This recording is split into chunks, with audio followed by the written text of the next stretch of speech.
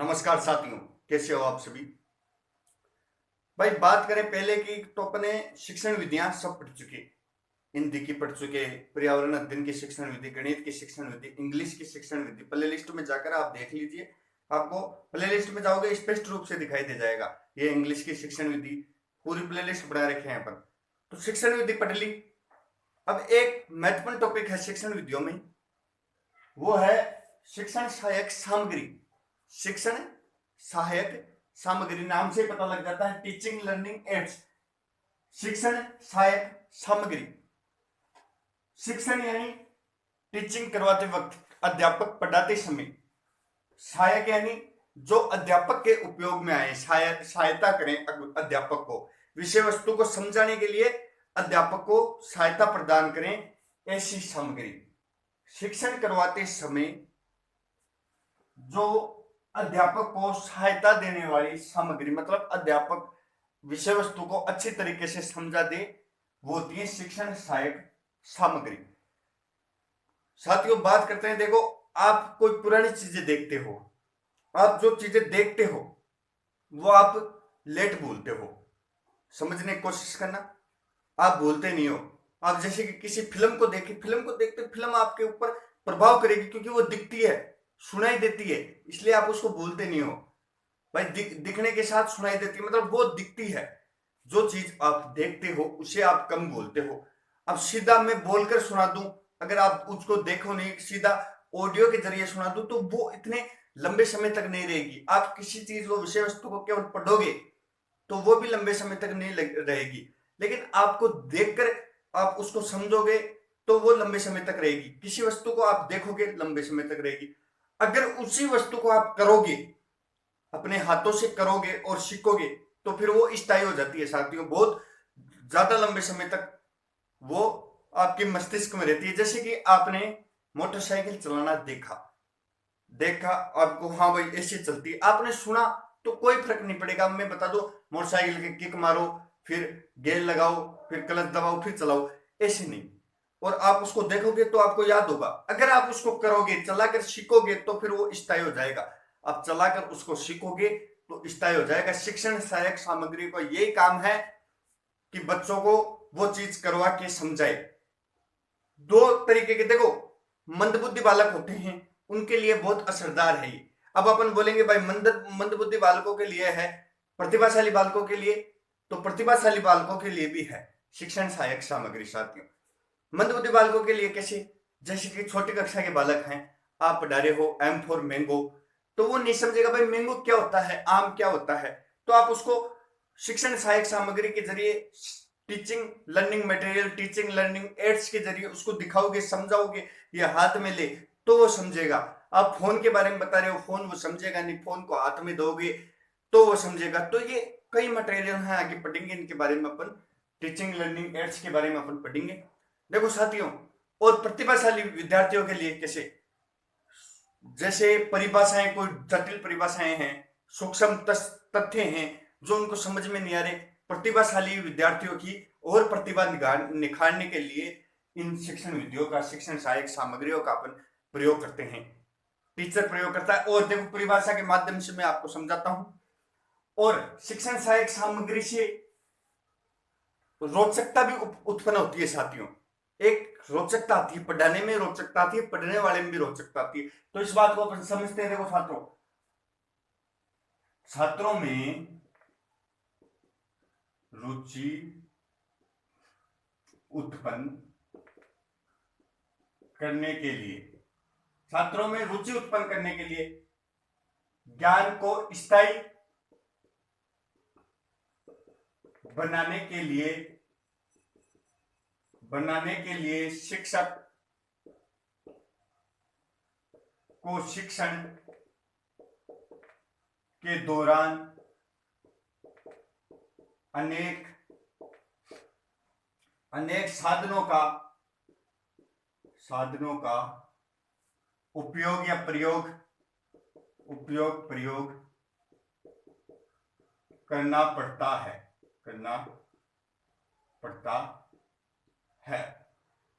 उन्हें क्या कहते हैं, शिक्षण सहायक सामग्री कहते हैं।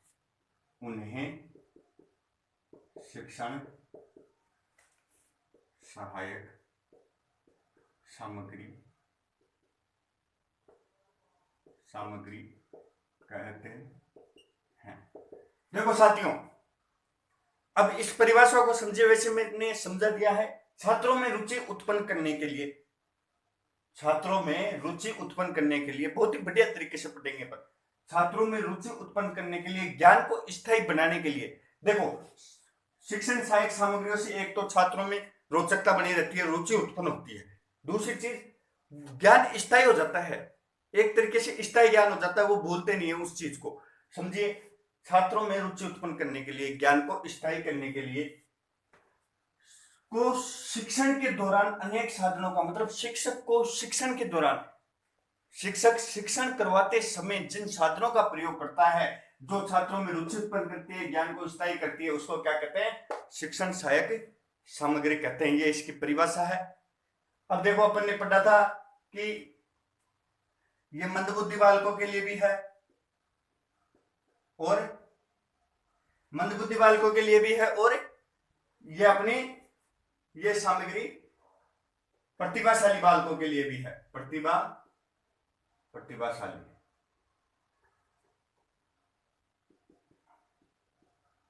मंदबुद्धि बालक और प्रतिभाशाली बालकों के लिए भी है। क्या है? शिक्षण सहायक सामग्री। अब देखो साथियों, इंग्लिश में क्या है? Teaching learning aids. अब बात करें तो इसको क्या बोलते हैं? ऑडियो विजुअल एड्स भी इसे कह सकते हैं। Audio visual add, audio visual aids भी इसे कहते हैं। ऑडियो सर्वे, विजुअल दृश्य, और श्रवण मतलब सुनाई देने वाली, दृश्य मतलब दिखाई देने वाली, और एड्स मतलब सामग्री। जो सामग्री सुनाई भी देती है और दिखाई भी देती है, उसको अपन शिक्षण सहायक सामग्री कहते हैं, टीचिंग लर्निंग एड्स कहते हैं।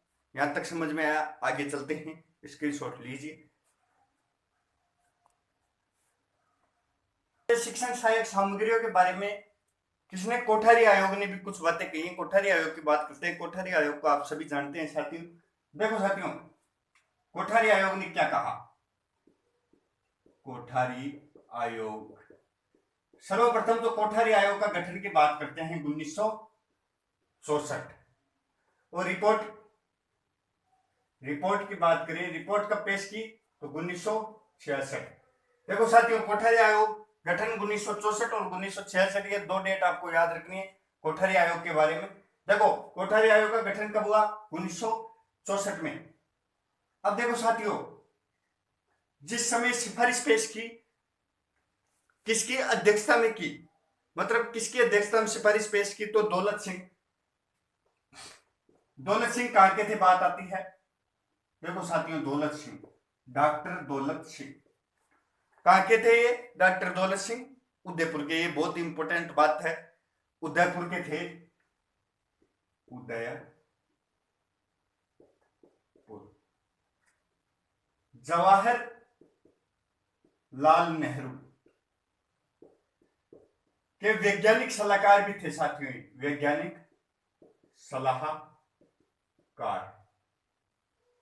सलाहकार थे साथियों। जवाहरलाल नेहरू जी के क्या थे? वैज्ञानिक सलाहकार। और UGC, university grants commission, UGC,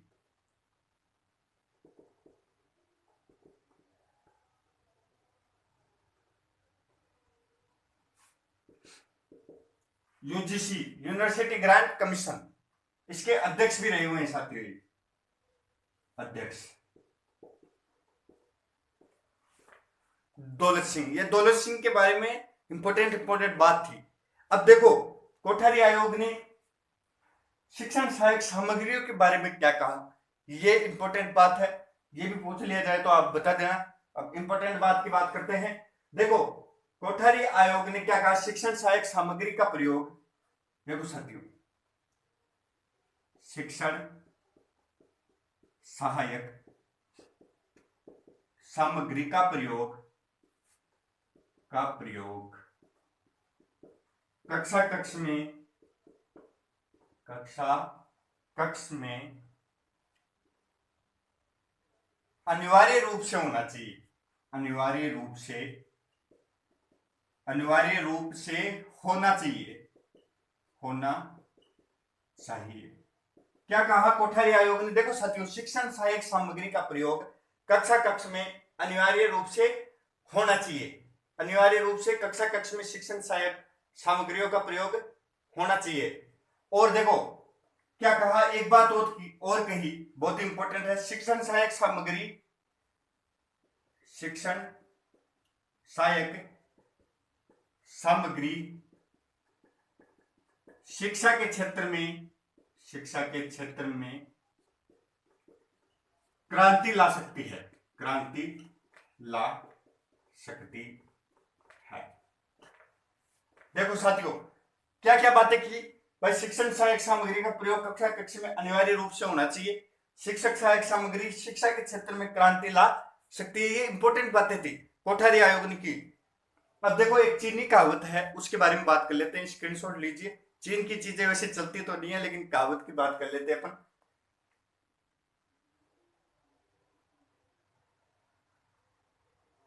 अब देखो साथियों, चीनी कहावत की बात करते हैं, स्क्रीनशॉट आपने ले लिया होगा।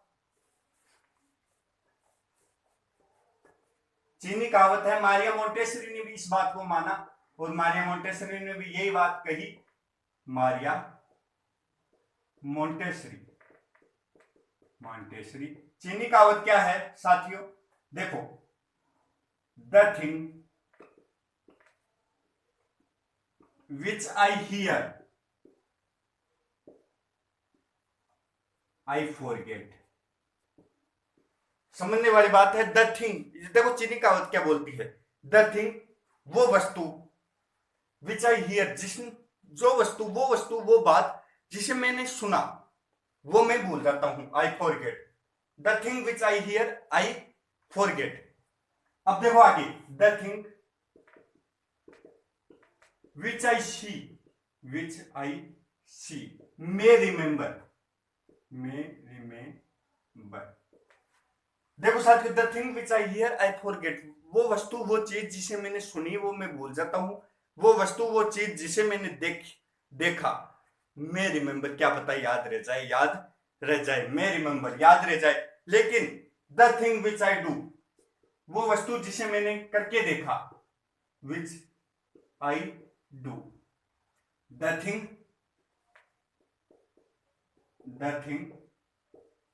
विच आई डू। इंग्लिश में तो और भी खराब है राइटिंग, हिंदी में तो चलो फिर भी ठीक है। The thing which I do,